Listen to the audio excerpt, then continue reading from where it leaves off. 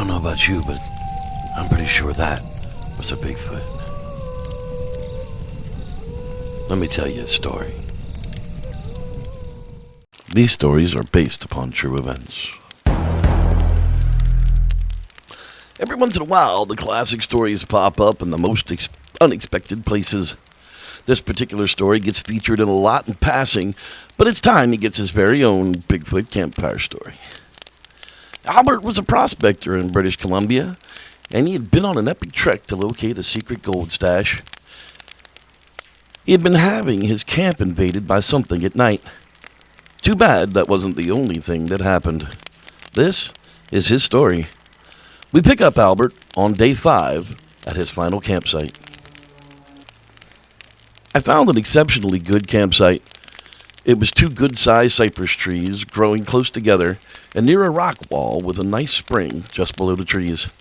I intended to make this my permanent camp. I cut lots of brush for my bed between these trees. I rigged up a pole with this rock wall to hang my pack sack on, and I arranged some flat rocks for the fireplace for cooking. I had a really classy setup, and that is when things began to happen.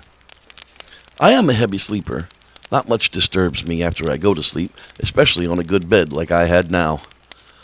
Next morning, I noticed things had been disturbed during the night, but nothing missing I could see. Well, I roasted my grouse on a stick for breakfast.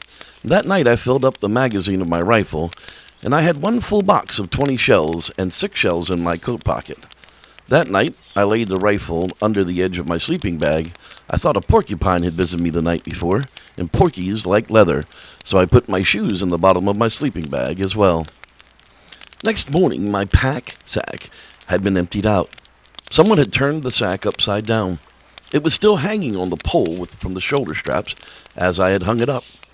Then I noticed 1 half-pound package of prunes was missing. Also, my pancake flour was missing, but my salt bag was not touched. Porkies always look for the salt. I decided it must be something else than porkies. I looked for tracks, but found none. I did not think it was a bear. They always tear up and make a mess of things. I kept close to the camp these days in case the visitor would come back. I climbed up on a big rock where I had a good view of the camp, but nothing showed up. I was hoping it would be a porky so I could get good porky stew. These visits had now been going on for 3 nights. This night it was cloudy and looked like it might rain.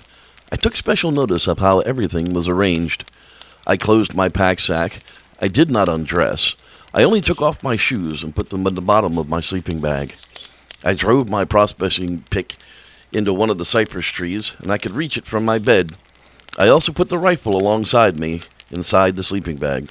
I fully intended to stay awake all night to find out who my visitor was, but I must have fallen asleep.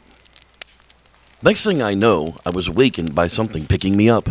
I was half asleep at first. I did not remember where I was. As I began to get with my wits together, I remembered I was on this prospecting trip and in my sleeping bag. My first thought was, it must be a snowslide, but there was no snow around my camp. Then it felt like I was tossed on horseback, but I could feel whoever it was walking. I tried to reason with what kind of animal this could be.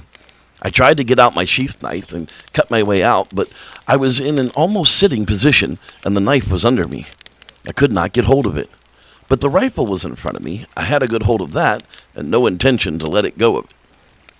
At times, I could feel my pack sack touching me, and I could feel the cans of the sack touching my back.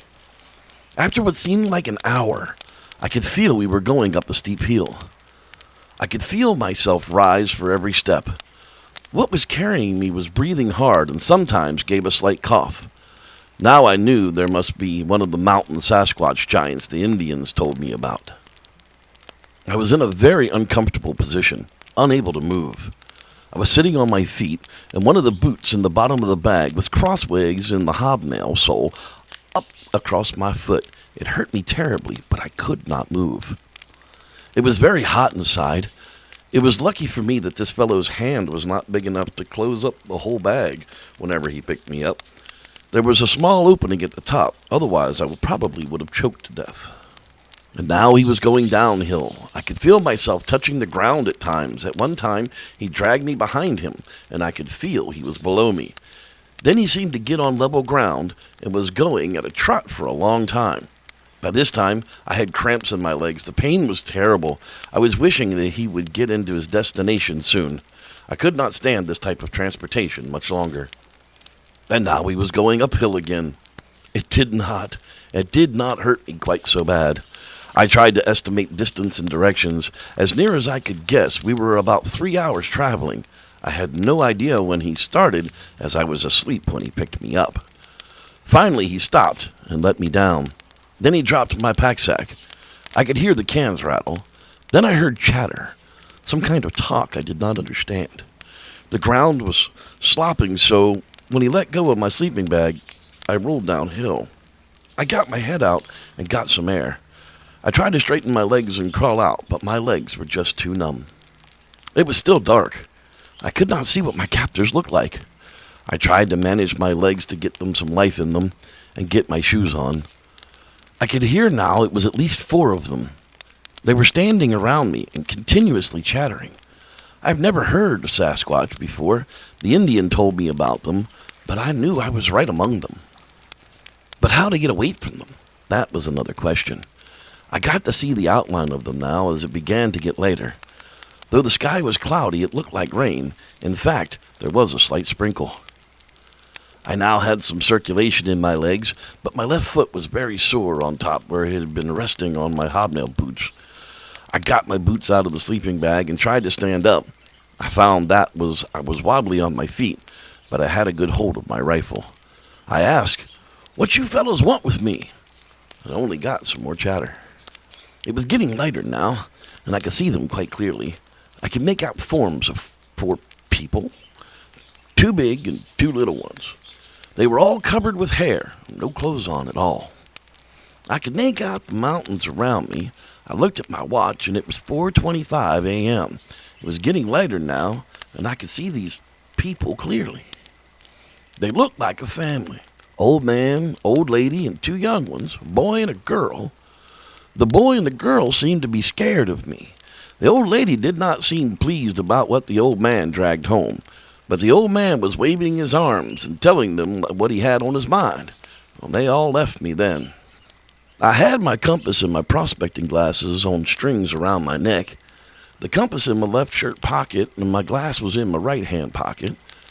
Well, I tried to reason our location and where I was.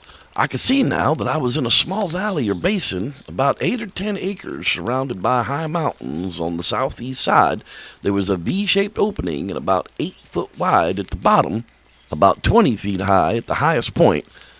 That must have been the way I came in.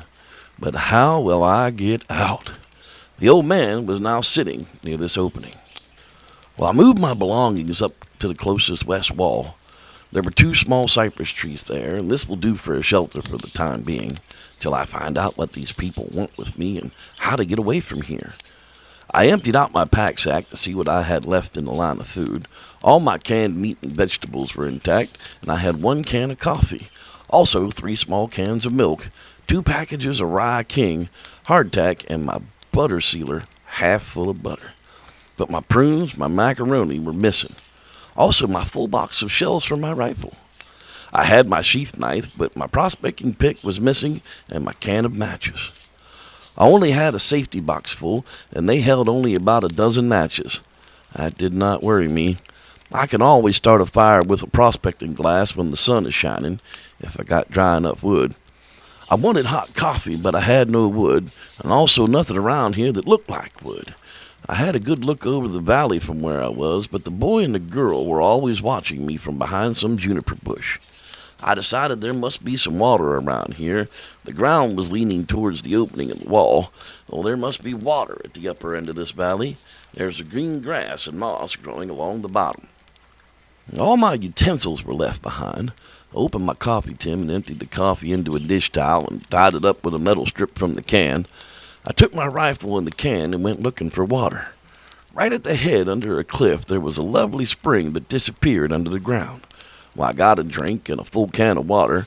When I got back, the young boy was looking over my belongings. He didn't touch anything. On my way back, I noticed where these people were sleeping. was on the east side wall of the valley where there was a shelf in line with the mountainside overhanging a rock, looking something like a big undercut of a big tree about 10 feet deep and 30 feet wide. The floor was covered with lots of dry moss and then had some kind of blankets woven with narrow strips of cedar bark and packed with dry moss. They looked very practical and warm, with no need of washing. The first day, not much happened. I had to eat my food cold. The young fellow was coming near me and seemed curious about me. My one stuff box was empty, so I relayed it toward him. When he saw it, he came. He sprang up quick as a cat and grabbed it. He went over to his sister and showed her. They found out how to open and close it. They spent a long time playing with it. And then he trotted over to the old man and showed him, and they had a long chatter. The next morning, I made up my mind to leave this place. If I had to shoot my way out, I could not stay much longer. I only had enough grub to last me till I got back to Toba Inlet, and I did not know the direction, but I would go downhill, and I would come out near civilization someplace. I rolled up my sleeping bag, put that inside my pack sack, packed the few cans I had, swung the sack over my back, injected the shell into the barrel of my rifle, and started for the opening in the wall. Well, the old man got up, held his hands as though he would push me back. I pointed to the opening. I wanted to go out, but he stood there pushing towards me. He said something that sounded like, "Soka, Soka." Well, I backed up about 60 feet. I did not want to be too close. I thought if I had to shoot my way out, a 30-30 might not have much effect on this fellow. It might make him mad. I only had 6 shells, so I decided to wait. There must be a better way than killing him in order to get out of here. Well, I went back to my campsite to figure out some other way to get out. I could make friends with one of the young fellow or the girl. Maybe they might help me, if I could talk to them. Well, then I thought of a fellow who saved himself from a muddy bull by blinding him with snuff in his eyes. But how will I get near enough to this fellow to put snuff in his eyes? So I decided next time I give the young fellow my snuff box to leave a few grains of snuff in it. He might give it the old man a taste of it. The other question is, what direction will I go if I should get out? I must have been 25 miles northeast of Toba Inlet when I was kidnapped. This fellow must have traveled at least 25 more in the 3 hours he carried me. If he went west, we might be near salt water. Same thing as if he went south. Therefore, he must have gone northeast. If then keep going south over the 2 mountains, I must hit salt water someplace between Lund and Vancouver. The following day, I did not see the old lady till about 4 p.m.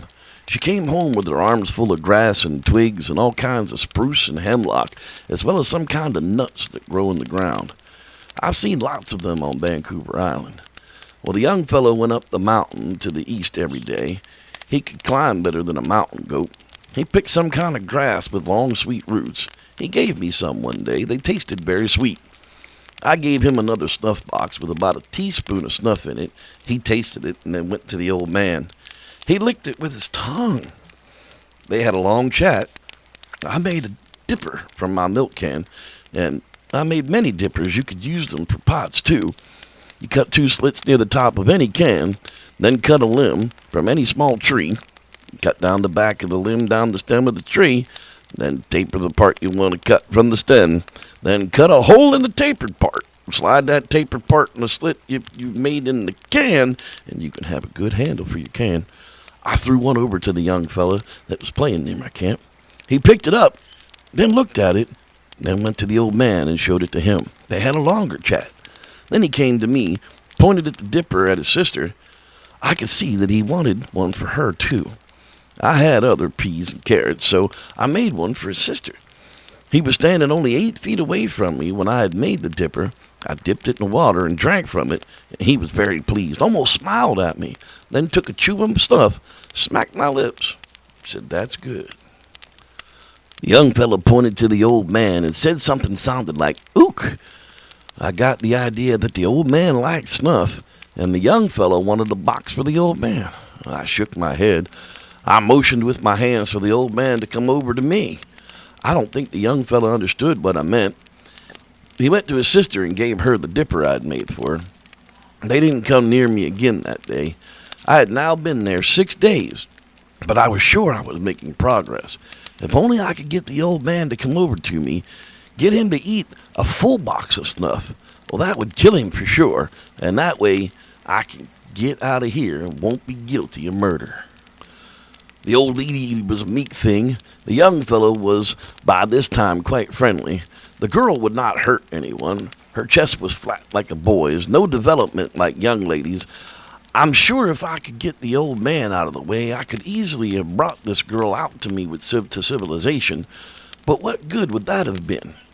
I could have kept her in a cage for public display. I don't think we have any right to force our way to life on people, and I don't think they would like it. The young fellow might have been 18 years old and about 7 feet tall, might weigh about 300 pounds. His chest would have been 50 to 55 inches, his waist about 36 to 38 inches. He had wide jaws, a narrow forehead that slanted upward around the back, 4 or 5 inches higher than the forehead. The hair on their heads was about 6 inches long. The hair on the rest of the body was short and thick in places. The woman's hair on the forehead was an upward turn like some women have. They call it bangs. Among women's hairdos nowadays, the old lady could have been anything between 40 and 70 years old. She too was over 7 feet tall and would have been about 500 to 600 pounds. She had very wide hips and a goose-like walk. She was not built for beauty, but speed. Some of those lovable brassiers and uplifters would have been great improvement on her looks and her figure. The man's 8 teeth were longer than the rest of the teeth, but not long enough to be called tusks. The old man must have been near 8 feet tall. Big barreled chest, hump on his back, powerful shoulders. His biceps on his upper arms were enormous and tapered down to his elbows. His forearms were longer than the common people have, but well proportioned. His hands were wide, and the palm as long as a board, and the hollow like scoop. His fingers were short in proportion to the rest of his hand. His fingernails were like chisels. The only place they had no hair was inside their hands and on the soles of their feet and the upper part of their nose and eyelids. I never did see their ears. They were covered with hair hanging over them. The old man, if he were to wear a collar, would have been at least 30 inches. I have no idea what size shoes they would need. I was watching the young fellow's foot one day when he was sitting down. The soles of his feet seemed to be padded like a dog's foot. The big toe was longer than the rest and very strong. In mountain climbing, all he needs was footing for his big toe. They were very agile. To sit down, they turned their knees and came out straight down. To rise, they came straight up without help from their hands or their arms. I don't think this valley was their permanent home. I think they moved from place to place as food is available in different localities. They might eat meat, but I never saw them eat meat or do any cooking. I think this was probably a stopover place, and the plants and the sweet roots on the mountainside might have been in season this time of year. They seem to be most interested in those. The roots have a very sweet and satisfying taste. They always seem to do everything for a reason. Wasted no time on anything they did not need. When they were not looking for food, the old man and the old lady were resting, but the boy and the girl were always climbing something or some other exercise. A favorite position was to take hold of his feet and his hands and balance on his rump, then bounce forward. The idea seems to be see how far he could go without his feet or hands touching the ground. Sometimes he made 20 feet. But what do they want from me? They must understand I cannot stay here indefinitely. I will soon have to make my break for freedom. Not that I was mistreated in any way. One consolation was the old man was coming closer each day and was very interested in my snuff. Watching me when I take a pinch of snuff, he seems to think it useless to only put it inside my lips. Only one morning after I had my breakfast, both the old man and the boy came and sat only 10 feet away from me. This morning I made coffee. I saved up a bunch of dry branches I found, and I had some dry moss, and I used all the labels from the cans to start a fire. I got my coffee pot boiling, and it was strong coffee too, and the aroma from boiling coffee was what brought them over. I was sitting eating hardtack with plenty of butter on it, and sipping coffee, and it sure tasted good. I was smacking my lips, pretending it was better than it really was. I set the can down and was about half full. I intended to warm it up later. Well, I pulled out a full box of stuff, took a big chew, and had 2 more boxes. Before I had time to close the box, the old man reached for it. I was afraid he would waste it. So I held on to the box, intending him to take a pinch like I had just done. Instead, he grabbed the box and emptied it in his mouth, swallowed it in one gulp, and then he licked the inside of the box clean with his tongue. Well, after a few minutes, his eyes began to roll over in his head. He was looking straight up. I could see he was sick. Then he grabbed my coffee can, and it was quite cold by this time, and he emptied that in his mouth, grounds and all. That did no good. He stuck his head between his legs and rolled forward a few times away from me. Then he began to squeal like a stuck pig.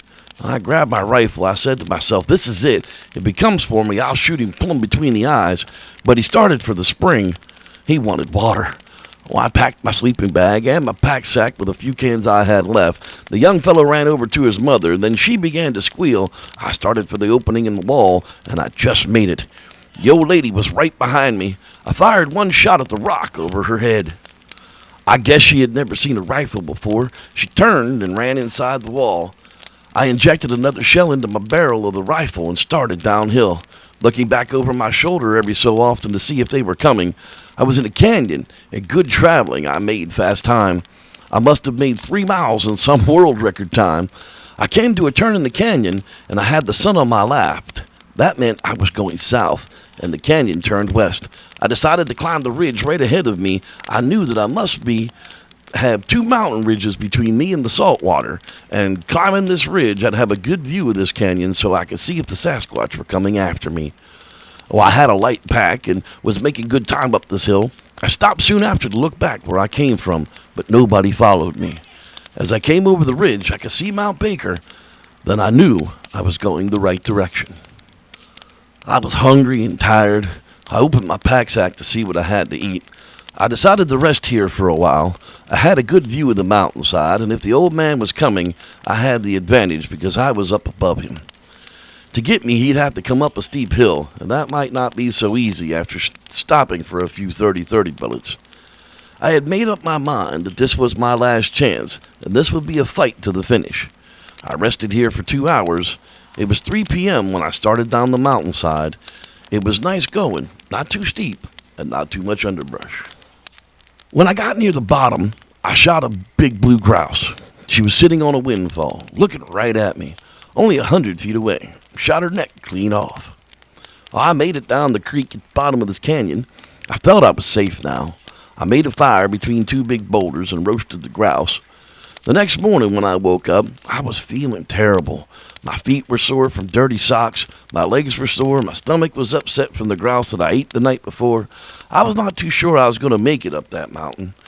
I finally made it to the top, but it took me 6 hours to get there. It was cloudy. Visibility was only about a mile. Well, I knew I had to go downhill. After about 2 hours, I got down to the heavy timber and sat down to rest. I could hear a motor running. It was running hard at times and then stopped. I listened to this for a while and decided the sound was from a gas donkey. Someone was logging in the neighborhood. I told them I was a prospector and I was lost. I did not like to tell them I'd been kidnapped by a Sasquatch, as if I had told them, they probably would have said he's crazy too. The following day, I went down from this camp on Salmon Arm Branch of Schelt Inlet, and from there, I got on the Union boat back to Vancouver. That was my last prospecting trip, and my only experience was what is known as Sasquatches. I know that in 1924 there were 4 Sasquatches living. It might only be 2 now. The old man and the old lady might be dead long ago. Well, Albert Ostman was his name, and a few things we still refer to from his descriptions of Bigfoot, such as the Ostman's pad, the gray-looking soft tissue on the bottom of the Sasquatch foot. As far as his encounter goes, it's been retold for over 60 years for a reason. Thanks for listening. I'm Reverend Jeff, and may the Squatch be with you.